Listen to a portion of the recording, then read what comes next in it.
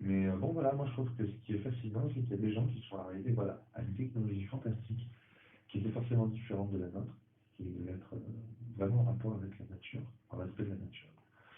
Que cette technologie, ils l'ont mis au service ils ont voulu fabriquer des pyramides, donc on ne sait pas précisément pourquoi.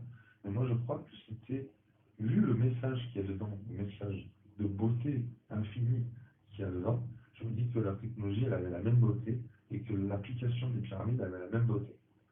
C'est-à-dire, il voulait, ça peut être aussi grand que ce qu'on peut trouver mathématiquement dans les chiffres. Et donc, je me dis, c'est vraiment une civilisation complètement mystérieuse et complètement dingue. Alors, à ce moment-là, vous avez des pyramides sous la main. La beauté est trouvée, est avouée. Elles servent à quoi? C'est la grande question. Ça, c'est le grand dilemme. On aimerait bien savoir. Je te dis, à soigner les gens, peut-être. Ou à donner de l'électricité, mais c'est les deux trucs qui me viennent à l'idée.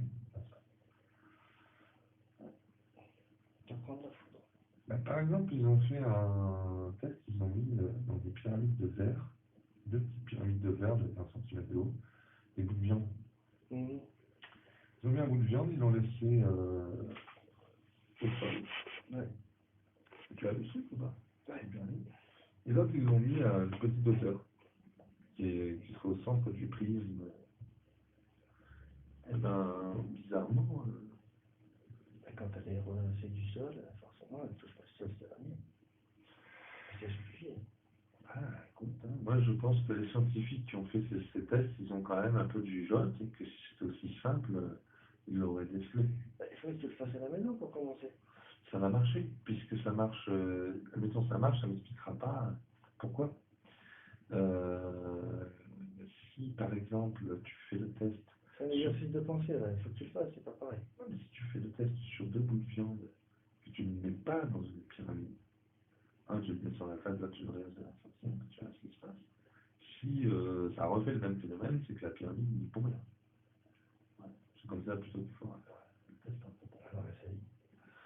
Oui, on peut regarder ça, mais ça va pas tout expliquer. Admettons le truc qui démentit ce que le mec dit, bon, ça atténue un petit peu la thèse que la forme pyramidale a un sens, mais à mon avis, elle en a un, parce que ce serait vraiment pas emmerdé à faire des pyramides partout dans le monde si le but de ce qu'il voulait atteindre n'était pas en relation avec la forme pyramidale. En tout cas, le gars qui a fait les pyramides, il a compris à quel point il y en a certains qui étaient neuneux des pyramides. Il se dit, putain, si je fais un truc en forme de pyramide, je vais faire un business, les gars. Je vais m'en taper le ventre. Ah, justement, cette civilisation, à mon avis, c'était loin de toute idée de business. À mon avis, il n'y a pas de business. À mon avis, justement, moi, si on me laisse rêver un peu, je dirais que les pyramides, c'est des bâtiments qui servent à distribuer gratuitement l'énergie à tous.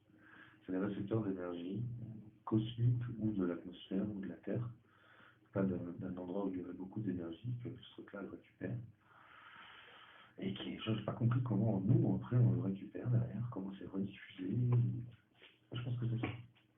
Je pense que les civilisations, ils avaient capté avant nous, donc la civilisation qui a fait tout ça, elle avait capté que sur Terre, il y a des points d'énergie, etc. Nous aussi, on a capté, mais eux, ils ont non seulement capté ça, mais ils se sont bien l'utiliser et ils ont trouvé l'unique meilleure manière de le faire.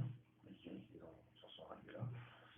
Ils l'ont fait, et du coup, ça leur a permis des choses complètement